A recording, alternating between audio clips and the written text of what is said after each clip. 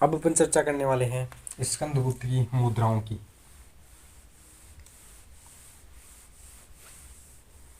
अब तक अपन लोगों ने स्कंदगुप्त के अभिलेखों की चर्चा की है, जिसमें जूनागढ़ अभिलेख, कहोम अभिलेख, सूपिया अभिलेख, इंदौर अभिलेख, भीतरी अभिलेख, गढ़वा शिलालेख, विहार शिलालेख और कौशाम्बी शिलालेख की चर्चा की है। अब अपन चर्चा करते हैं स्कंदगुप्त की मुद्राएं। ठीक है, मुद्राओं की चर्चा की जाए तो हमें दो प्रकार के सिक्के प्राप्त होते हैं, सोने और चांदी। इन दोनों धातुओं के सिक्के हमें प्राप्त होते हैं। सोने के और चांदी दोनों प्रकार के सिक्के हमें प्राप्त होते हैं। सोने के सिक्कों की चर्चा की जाए, ठीक है, सोने के सिक्के की यदि चर्चा की जाए तो आप ये मान के चलिए कि इसके भी दो भाग होते हैं, आपको पता होगा। एक मुख्य भाग, दूसरा हो जाता है पृष्ठ भाग। ठीक है, मुख्य भाग और पृष्ठ भाग। मुख्य भाग पर क्या लिखा हुआ मिलता है, तो हमें धनुष बाण लिए हुए राजा का चित्र मिलता है। और पृष्ठ भाग की चर्चा की जाए तो इसमें क्या मिलता है, पद्मासन में एक देवी विराजमान है जिसे लक्ष्मी बताया जाता है। तो इसमें तो हमें प्राप्त होता है लक्ष्मी पद्मासन में बैठी लक्ष्मी का चित्र। ठीक है, बाण और धनुष। ठीक है, तो बाण और धनुष लिए हुए राजा का चित्र मिलता है। ठीक है, ये हो जाता है। पद्मासन में एक लक्ष्मी बैठी हुई है और इस पर हमें शब्द लिखा हुआ क्या मिलता है, इस पे लिखा मिलता है श्री स्कंदगुप्त। श्री स्कंदगुप्त, ये शब्द हमें कहाँ से प्राप्त होता है, तो यह शब्द हमें स्कंदगुप्त के सोने के सिक्के से प्राप्त होता है। इसके अलावा अपन चांदी के सिक्के की चर्चा कर सकते हैं। चांदी का जो सिक्का है उस पर भी हमें कई सारी चीज़ें प्राप्त होती है। इसके अलावा और भी कई सारी सोने के चीज़ों पर अन्य चीज़ें भी हमें लिखी हुई मिलती है।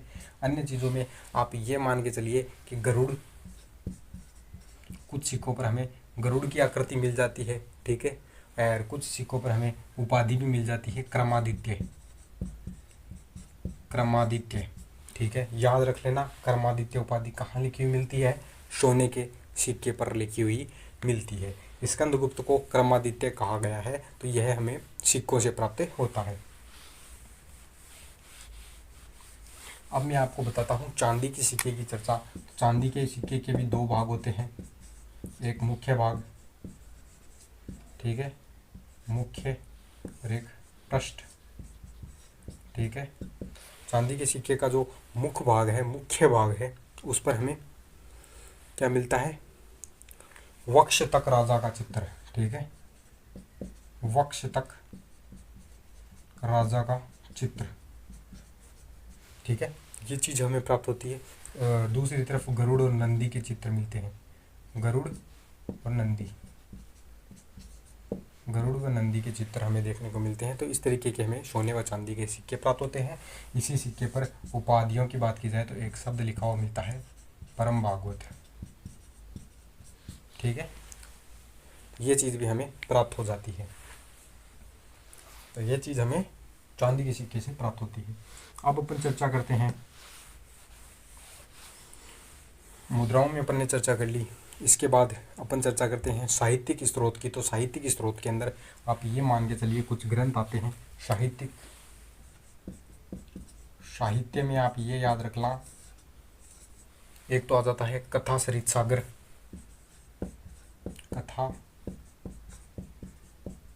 सागर। ठीक, एक हो जाता है चंद्र गर्भ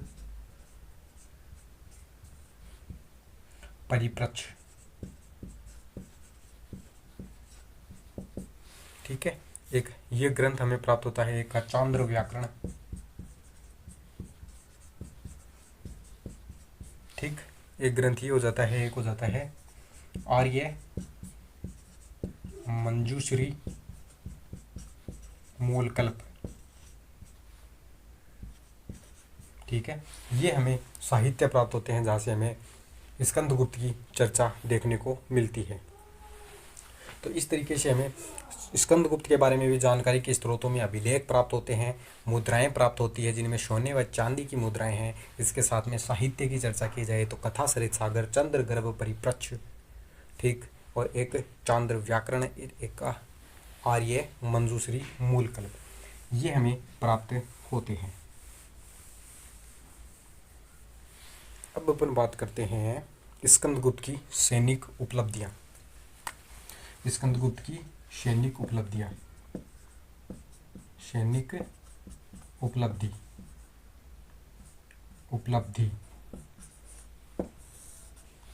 सैनिक उपलब्धि, इसके अंदर पुष्यमित्र, पुष्यमित्रों से युद्ध, पुष्यमित्रों से युद्ध, ठीक है। चंद्रगुप्त, ये स्कंदगुप्त के द्वारा पुष्यमित्रों के साथ में झगड़ा किया जाता है। स्कंदगुप्त जब 455 ईस्वी से जब राज शुरू करता है अपना, तो उसी समय पर इसके साथ में हमें युद्ध देखने को मिलता है। उत्तराधिकारी की मैं आपको चर्चा करूं तो स्कंदगुप्त का एक भाई और था, ठीक है, पुरुगुप्त। पुरुगुप्त को परास्त किया, पुरुगुप्त को परास्त करके ही स्कंदगुप्त ने अपनी राजगद्दी हासिल की थी। तो स्कंदगुप्त के साथ स्कंदगुप्त का भी अपने भाई के साथ में क्या चलता है, संघर्ष चलता है, जिसमें स्कंदगुप्त ने पुरुगुप्त को पराजित किया और राज्य को हासिल किया, ठीक है। ये कहा जाता है सैनिक उपलब्धियों में पुष्यमित्रों से युद्ध किया जाता है। कुमारगुप्त के अंतिम समय में, जब कुमारगुप्त इनके पिताजी जब राज कर रहे थे, उसके अंतिम समय में ही क्या किया जाता है, आक्रमण किया जाता है। और आक्रमण के अंदर स्कंदगुप्त, कुमारगुप्त इनके पिताजी बूढ़े हो गए थे, जिस वजह से युद्ध नहीं लड़ सके, और युद्ध नहीं लड़ने की वजह से उनका बेटा स्कंदगुप्त युद्ध लड़ने के लिए जाता है और युद्ध में आराम से उन पुष्यमित्रों को पराजित कर दिया जाता है। काफ़ी मुश्किल से पराजित किया था, लेकिन पराजित कर देते हैं, इसलिए कहा जाता है कि पुष्यमित्रों से युद्ध लड़ा। इसके अलावा हूणों से युद्ध लड़ा, हूणों से युद्ध, ठीक है, हूणों से भी युद्ध लड़ा जाता है। स्कंदगुप्त ने हूणों से भी युद्ध लड़ा था और स्कंदगुप्त ने इनको भी बढ़िया तरीके से पराजित किया था। एक नुकसान की बात यह है कि गुप्त साम्राज्य के अंदर उत्तर पश्चिमी जो क्षेत्र था, हमारा जो राजस्थान, पंजाब और कश्मीर वाला क्षेत्र था, वहाँ पर थोड़ा मजबूती से, सख्ताई से काम नहीं किया गया था। वहाँ पर बढ़िया तरीके से प्रशासनिक और सैनिक व्यवस्था नहीं की गई थी, जिस वजह से हूण लोग भारत की तरफ प्रवेश करना शुरू कर देते हैं और उसका सामना स्कंदगुप्त के द्वारा किया जाता है। और स्कंदगुप्त ने आराम से उन सभी राजाओं को, उन सभी हूणों को पराजित किया था। इसलिए स्कंदगुप्त को एक महान शासक भी कहा जाता है, क्योंकि हूणों ने सब लोगों को मध्य एशिया के अंदर आतंक मचा रखा था, और वो जब भारत की तरफ आते हैं तो स्कंदगुप्त द्वारा उन्हें आराम से हरा दिया जाता है। इसके बाद में एक नागों से संघर्ष चलता है, नागों से युद्ध, ठीक है, नागों से भी इसने युद्ध लड़ा था। स्कंदगुप्त ने नागवंशीय राजाओं को भी बढ़िया तरीके से पराजित किया था। और वाकाटकों की बात की जाए, वाकाटकों के समय भी युद्ध होता है, वाकाटकों से युद्ध।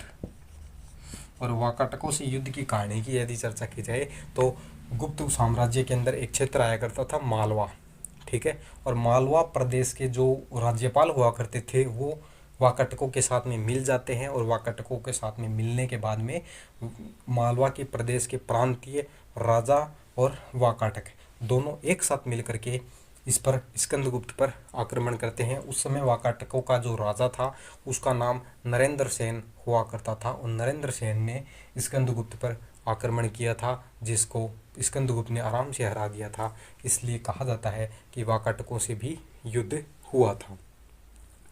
अब बात करें रुद्रदामन की सांस्कृतिक उपलब्धियों की। किस चीज़ की चर्चा करते हैं अपन? अब अपन चर्चा करते हैं रुद्रदामन की सांस्कृतिक उपलब्धियां। तो ये हो गई सैनिक उपलब्धियां, जिसमें पुष्यमित्रों से युद्ध लड़ा जाता है, हूणों से युद्ध लड़ा जाता है, नागों से युद्ध लड़ा जाता है, वाकाटकों से युद्ध लड़ा जाता है, ठीक है। वाकाटकों से युद्ध क्यों होता है? क्योंकि मालवा प्रदेश के जो वहाँ के शासक थे, प्रांतीय शासक, जो प्रांतीय राज्यपाल हुआ करता था, वो अपने आप को स्वतंत्र घोषित कर देता है, जिस वजह से वो वाकाटकों के साथ में स्कंदगुप्त को पराजित करने की कोशिश करता है और वो आखिर में हार जाते हैं। तो इस तरीके से नागों के साथ में पुष्यमित्रों के साथ में युद्ध चढ़ता है और युद्ध चलने के बाद में ये कहानी चलती है। स्कंदगुप्त की सांस्कृतिक उपलब्धियों की बात करें तो स्कंदगुप्त की उपलब्धियों की चर्चा करें, सबसे पहले तो उपाधि की चर्चा करते हैं। उपाधि, तो स्कंदगुप्त ने भी कई सारी उपाधियां धारण कर रखी थी। एक उपाधि है कर्मादित्य, ठीक है। एक उपाधि विक्रमादित्य, विक्रमादित्य, ठीक है। एक उपाधि देवराज, एक उपाधि देवराज और एक उपाधि शक्रोपम, शक्रोपम। ये उपाधियां स्कंदगुप्त के द्वारा प्राप्त की जाती है, ठीक है। क्रमादित्य की उपाधि की बात करें तो सिक्कों से प्राप्त होती है। विक्रमादित्य की उपाधि की चर्चा करें तो हमें कथा सरिद सागर जो ग्रंथ है उससे प्राप्त होती है, और जो चांदी की मुद्राएं हैं उन पर भी विक्रमादित्य लिखा हुआ मिलता है, ठीक है। और देवराज की जो उपाधि है वो आर्य मंजूश्री मूलकल्प ग्रंथ से प्राप्त होती है। और शक्रोपम की चर्चा की जाए तो शक्रोपम जो अहोम अभिलेख है उससे हमें जानकारी प्राप्त होती है। तो इस तरीके से हमें गुप्त राजवंश की सभी जानकारियां प्राप्त होती है जिसमें अपन लोगों ने चर्चा की, ठीक। अब अपन आगे की चर्चा करते हैं, और आगे की चर्चा में अपन करते हैं शासन प्रबंधन, ठीक है। इसको मैं मिटा देता हूं। स्कंदगुप्त की चर्चा चल रही है और स्कंदगुप्त के अंदर अपन अब अगला पॉइंट की चर्चा करते हैं, शासन प्रबंधन। शासन प्रबंधन,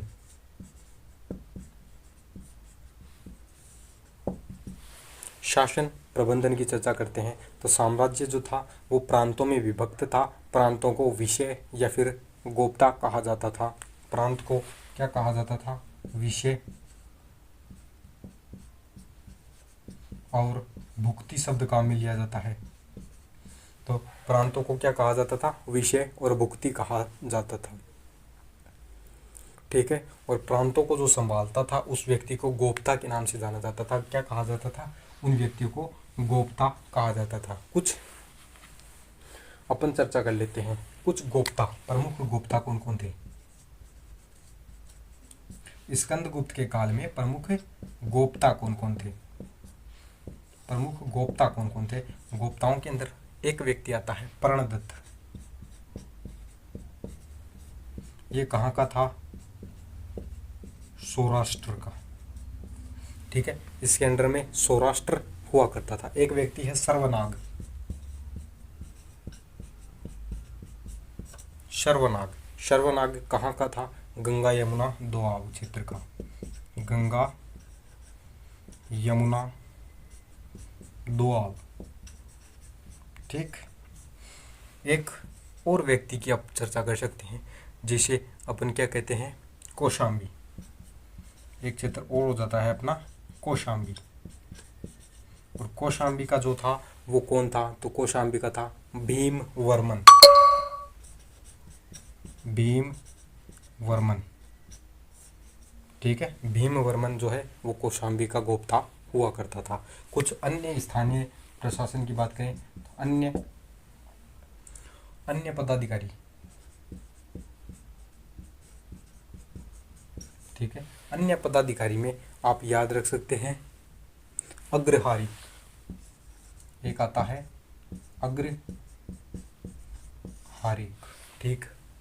अग्रहारिक जो हुआ करता था, जो भी डोनेशन की जाती थी संपत्ति, उस संपत्ति का जो लेखा जोखा रखता था वो कौन रखता था? अग्रहारिक द्वारा रखा जाता था। एक था शौल्किक। शौल्किक, शुल्क जो भी होता था उससे संबंधित जानकारी इसके पास में हुआ करती थी, ठीक है। तो इस तरीके से हो जाता है। एक और व्यक्ति था जिसे गोलमिक कहा जाता है। गोलमिक,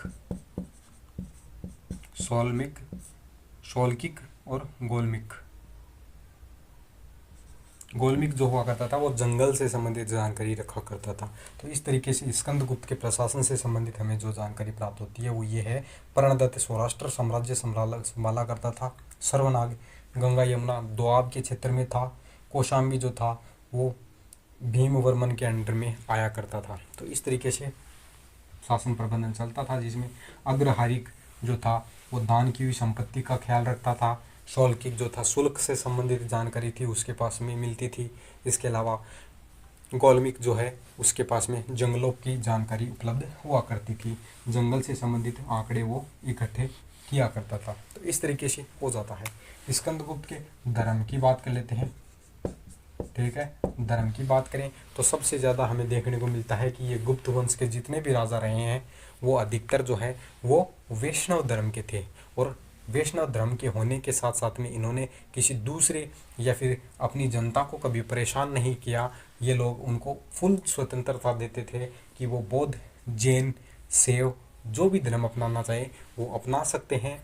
तो ये कह सकते हैं कि गुप्त साम्राज्य के जितने भी राजा रहे हैं वो धर्म के प्रति सहिष्णु थे। सभी धर्मों का इन लोगों ने सम्मान किया था। तो इस तरीके से हमें चर्चा मिल जाती है धर्म से संबंधित। तो ये हो जाती है अपनी स्कंदगुप्त की चर्चा। और स्कंदगुप्त के बाद में अपन ये चर्चा कर सकते हैं कि एक सुदर्शन झील का निर्माण किया गया था स्कंदगुप्त के शासनकाल में। थोड़ी बहुत और चर्चा कर लेते हैं यार इसके बारे में। ठीक है, इसके काल में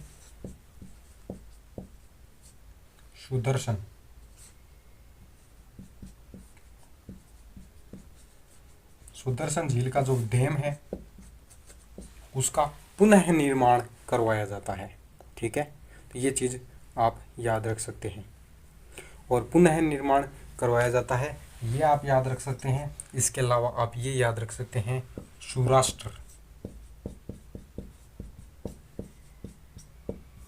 सौराष्ट्र प्रांत में सिंचाई व्यवस्था शुरू की जाती है। और सिंचाई व्यवस्था किसके द्वारा शुरू की जाती है? तो वो की जाती है पुष्यगुप्त व्यवस्था। ठीक है, और सिंचाई व्यवस्था किसके द्वारा शुरू की जाती है? पुष्यगुप्त वैश्य। ठीक है, ये कोई पुष्यगुप्त वैश्य नामक व्यक्ति रहा है सिंचाई।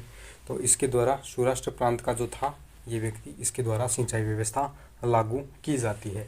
तो ये हो जाती है अपनी स्कंदगुप्त की चर्चा जो अपन लोगों ने पूरी करने की कोशिश की है। अब मैं आपको बताता हूँ उत्तर काल।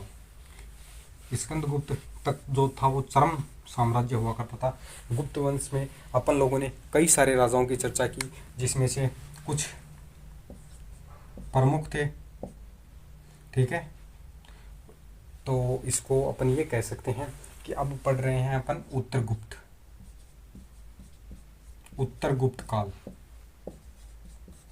ठीक है, ठीक है, तो ये चीज़ आप चर्चा कर सकते हैं। उत्तरगुप्त काल में स्कंदगुप्त के बाद में कई सारे व्यक्ति राजा बनते हैं, जिनमें पुरुगुप्त का नाम देखने को मिलता है। पुरुगुप्त के बाद में कुमारगुप्त राजा बनता है, कुमारगुप्त सेकंड। ठीक, कुमारगुप्त सेकंड के बाद में बुद्धगुप्त राजा बनता है। ठीक है, कौन राजा बनता है? बुद्धगुप्त राजा बनता है।